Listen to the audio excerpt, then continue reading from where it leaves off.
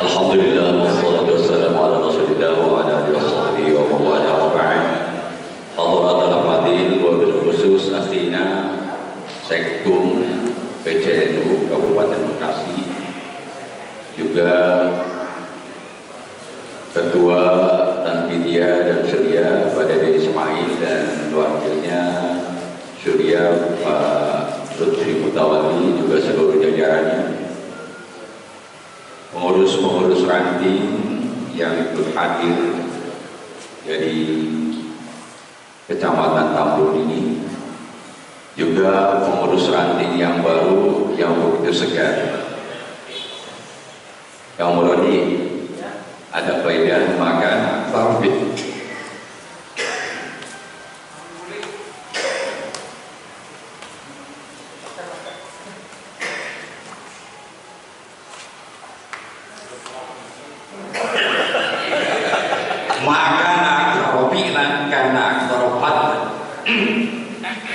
Yang banyak perbuatannya, banyak keutamaannya. Pagi ini saya udah 2 kali ini naik ke sini, jadi amplopnya double ya.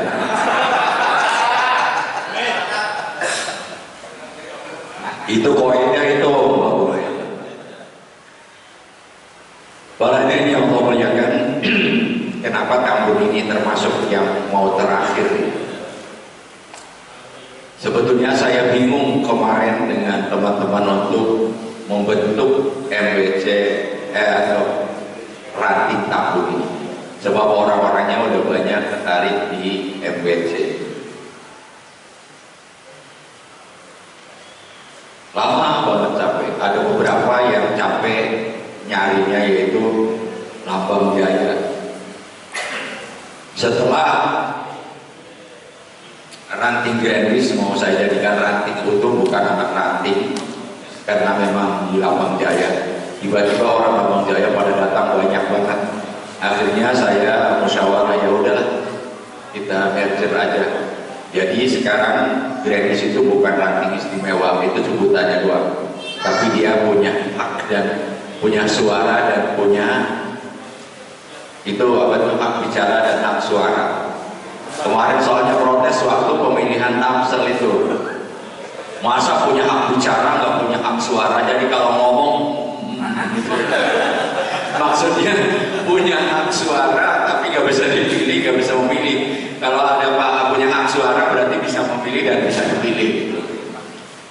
Dan peristiwanya hampir sama itu. Dan yang sangat sulit diantaranya juga itu Tridaya yang punya itu siapa itu tuh, Pak itu tuh Pak Sugeng itu, warisannya kok susah banget dicari itu, bekasnya nggak ada itu, susah banget itu. Tapi alhamdulillah udah sukses. Yang terakhir nanti itu karena ada musibah, ketua Tanfidia itu ditinggal oleh istrinya, jadi dia agak sedikit down, jadi masih belum bisa dilantik, yaitu yang terakhir. Alhamdulillah para jamaah yang Allah muliakan, ranting Tambun ini saya pengen seperti MWC Tamsel. MWC Tamsel itu mohon maaf sering saya kirim setiap kegiatan itu untuk memancing MWC lain, dan sekarang alhamdulillah MWC Tamsel itu menurut penilaian saya, karena saya mustasarnya kayaknya paling baik Mas Syarif ya. Kayaknya sih, nggak tahu nanti. Sebagai bukti kalau ada seperti ini pelantikan itu, banyak di sana itu yang melantik MWC dan beberapa ranting gitu, dijadiin satu, enak gini modalnya. Kalau ranting kita enggak, setiap ranting ada yang sendiri, dan setiap ranting tidak pernah nggak ada nasi kebuli gitu, minimalnya nasinya masih kebul-kebul ya, insya Allah di sini. Dan ini alhamdulillah banyak banget, saya salut banget sama para pengurus mau gotong royong, dan begitulah NU. Saya bilang bahwa jangan di NU itu mencari posisi, sebab NU bukan partai politik. Kalau partai politik kalau posisinya bagus, ya insya Allah punya tempat yang bagus, itu yang minimal nyalonnya itu di daerah-daerah yang umum. Kalau di NU ya. Dan yang akan dinilai Allah bukan kamu sebagai apa di NU ya. Tetapi apa yang kamu lakukan untuk NU. Sekecil apapun yang kita lakukan tentang ikhlas, insya Allah siapapun kita akan tercatat utuh. Bukan kalau ketua yang melakukannya dapat 10, kalau bukan ketua dapatnya cuma 3 atau 5 enggak juga. Wa may ya'mal mithqala dzarratin khairan yarah wa may ya'mal mithqala dzarratin syarran yarah. Selamat datang Bapak Rodis Lulia MWC Tamsel. Ini adalah motor utama penggerak MWC Tamsel. Setiap ada kegiatan dialah sponsor utamanya karena dia itu termasuk pengusaha besar.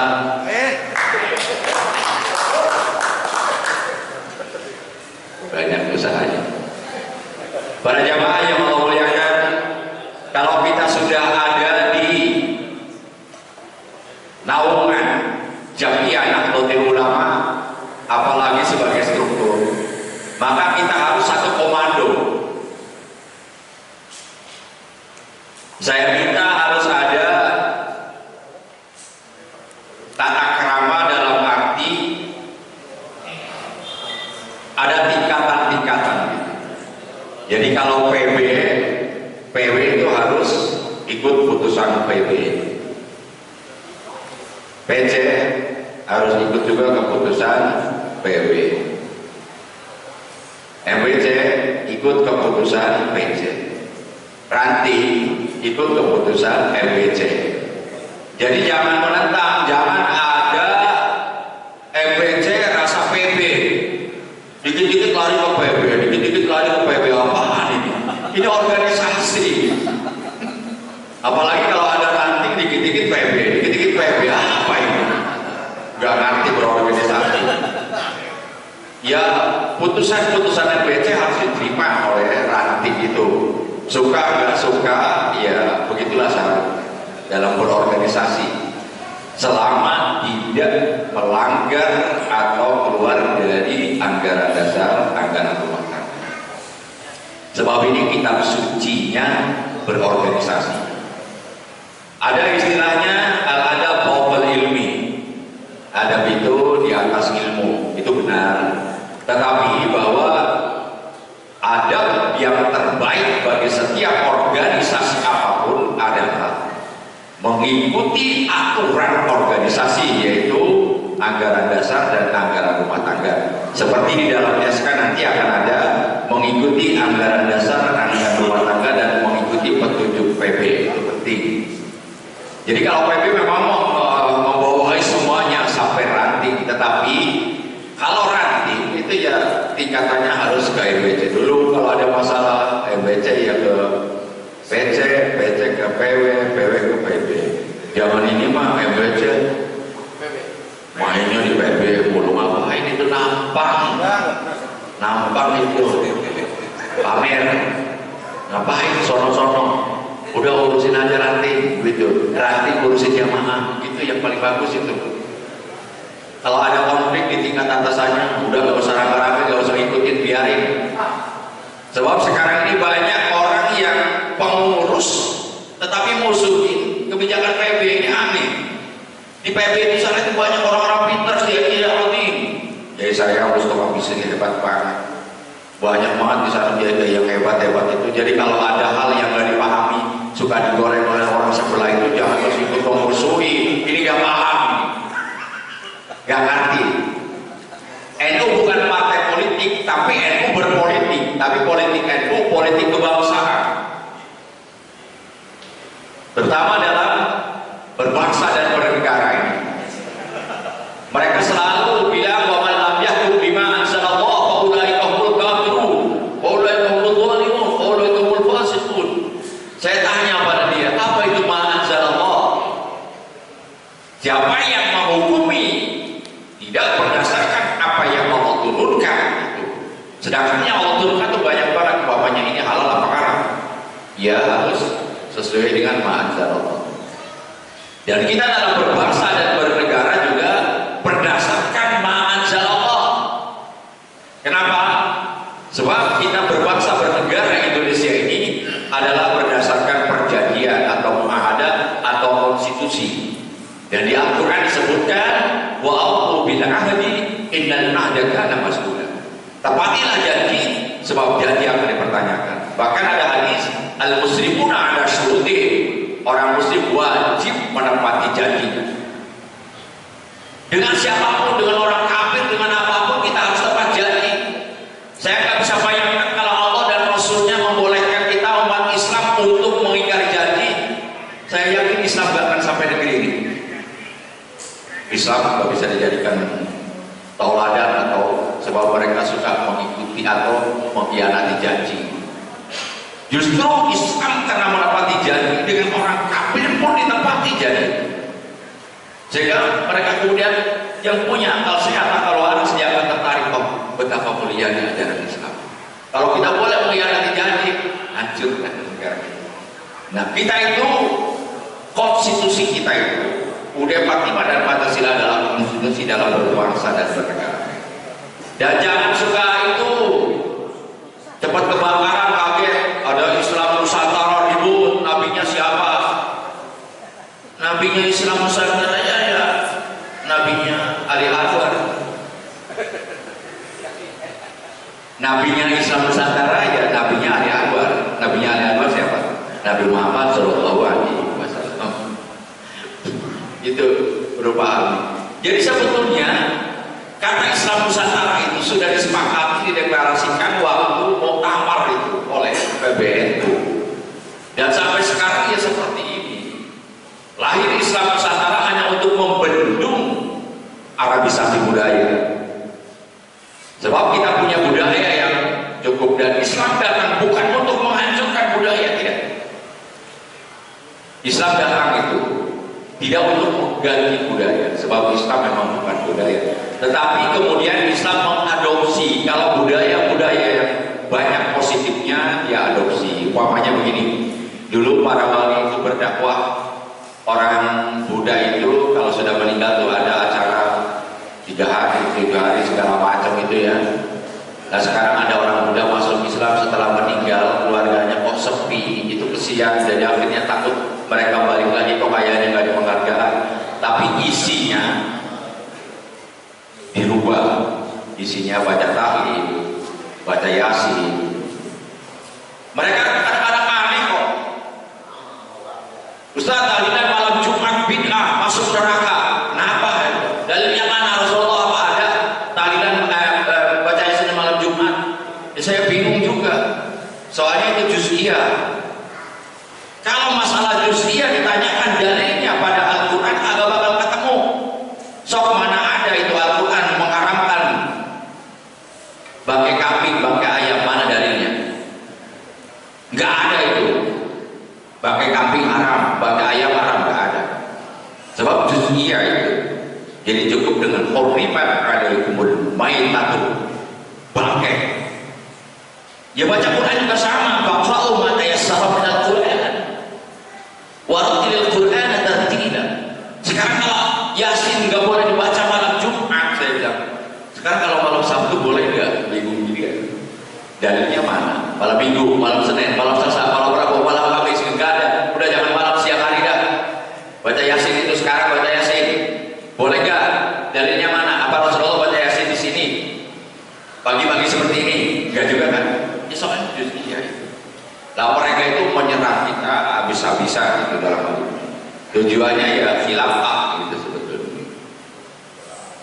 Selalu mengatakan bahwa kalian jangan diterima, harus udkhulu fis-silmi kafah, masuk Islam secara utuh. Saya tanya sama dia, emang itu udah kafah Islamnya? Orang katanya belum, juga sama sobat. Jadi kafah itu ukurannya apa? Kafah itu ukurannya apa? Pokoknya begini. Sekarang itu Islam di Indonesia itu paling damai, paling aman. Kecuali kalau pemerintah sudah melarang kita melakukan kewajiban. Kalau sebab pergi haji itu karena memang situasinya pandemi, dan itu yang menentukan ya Arab Saudi juga, bukan kita gitu. Jadi bukan itu. Kita yang suka puasa mau berapa tahun puasa silakan aja. Yang suka sholat, apa ada PRT yang melarang? Ada. Yang suka haji mau berapa tahun, tiap tahun juga kalau boleh. Oleh Saudi ada kuotanya, ya silakan saja, nggak dilarang.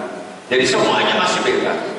Hanya masalah tentang banyak ada hukum-hukum yang pidana perdata yang atau yang belum sesuai dengan ajaran kita, yang terus kita isi, kita pelajari, kita sadarkan mereka. Dan itu adalah produk bukan pemerintah dalam artian eksekutif sendiri, tetapi juga dari keseluruhan. Jadi bagaimana kalau supaya Islam, hukum Islam itu berjalan dengan baik, ya kita kuasai dulu legislatif. Ayo calonkan orang-orang yang ahli agama untuk menjadi anggota DPR. Tapi kalau udah di sana mau pada rebutan dulu juga sama itu. Proyek yang diributin, udah kan saya tahu. Politik itu saya tahu. Makanya pada berebut itu, karena memang dia itu. Jadi sudahlah di NU carinya ridho Allah saja.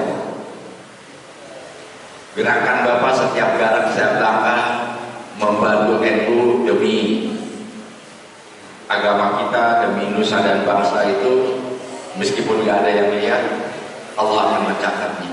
Kita mendoakan orang-orang NU, teman-teman NU untuk menjadi sehat juga dicatat oleh Allah Subhanahu wa Ta'ala.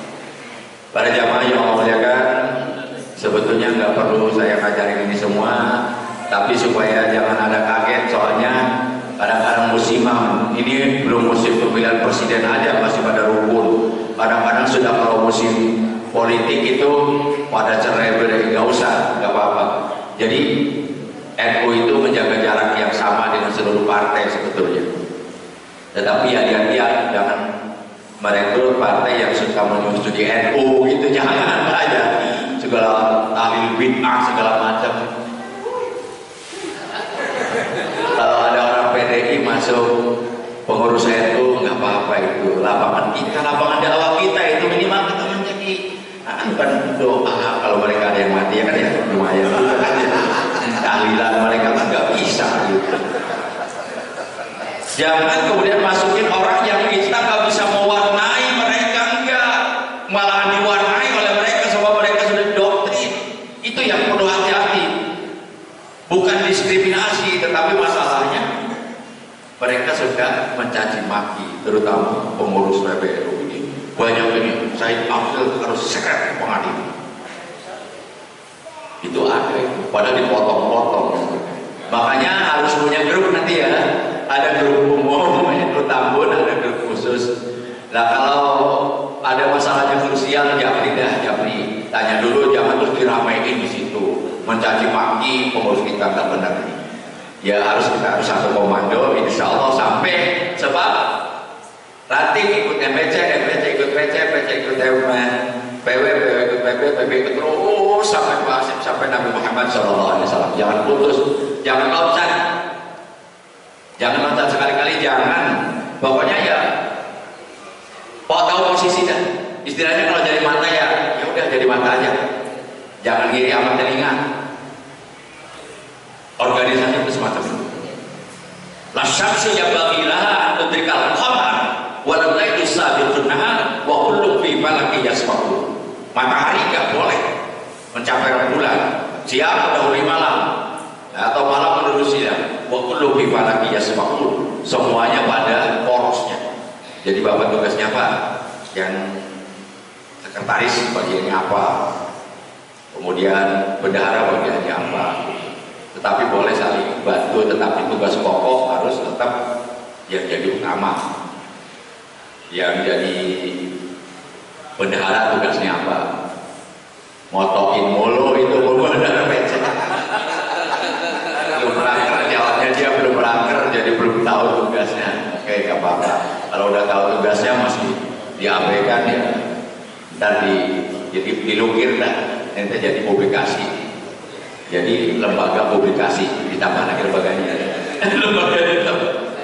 Tapi saya salut, saya suka banget. Saya support ya. Cuman sementara ini jadi belum masih pakem ini.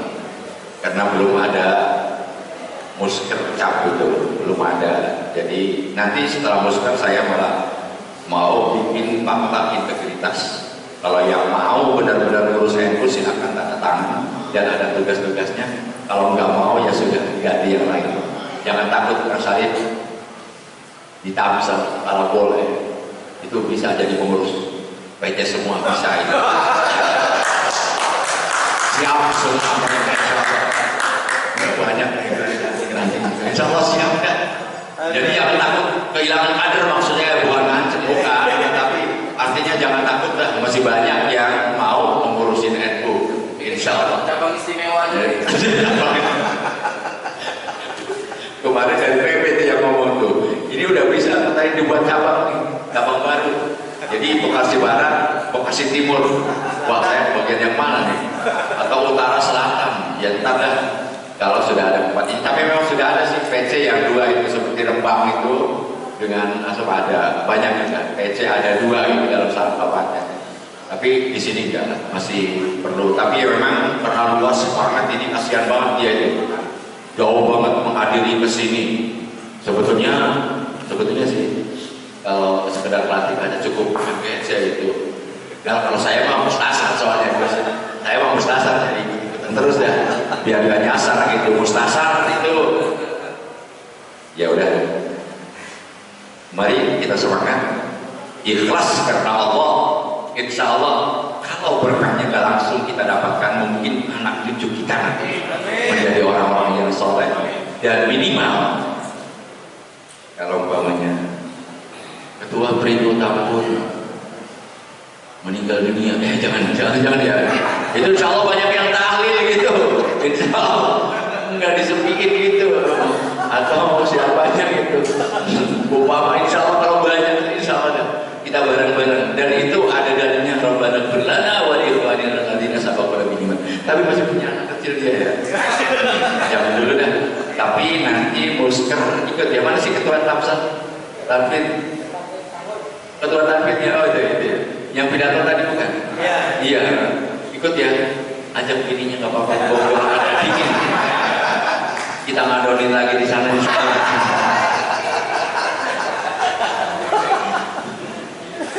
Cukup sekian dan marilah kita berjuang. Ini saya bahagia banget. Ini saya buka ya, buka rahasia. Sebetulnya saya malu waktu pulang atau perpisahan dari kota ke Bekasi. Itu MBC satu pun gak punya Bekasi ini, gak punya.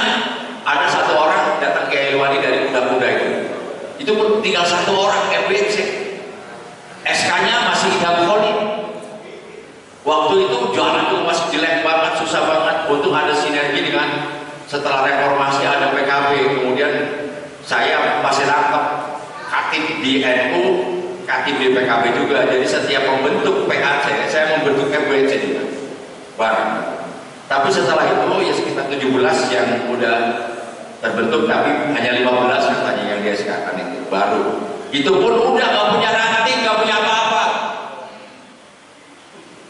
Dan saya sangat kagum banget sampai sekarang. Ya Allah, perekonomian kita makin maju mungkin ya. Dulu itu yang namanya pengurus MWC itu paling datang ke PC itu kalau mau buka puasa atau mau buka bersama itu dapat sarung dari wakil presiden itu. Tapi sekarang saya kemarin aja kewalahan, cuman ranting tampun nggak ngundang saya buka bersama itu. Cuma baru dibentuk ya. Buka bersama itu mudah ya Allah, alhamdulillah saya makin maju. Wa matsal kalimatin thayyibatin kasyajaratin thayyibah asluha tsabitu wa far'uha bersama tu'ti ukulaha artinya beda rupiah. Atau ada di ayat lain yang yu'adibuz zurra'a liyaqidhatihim kufra.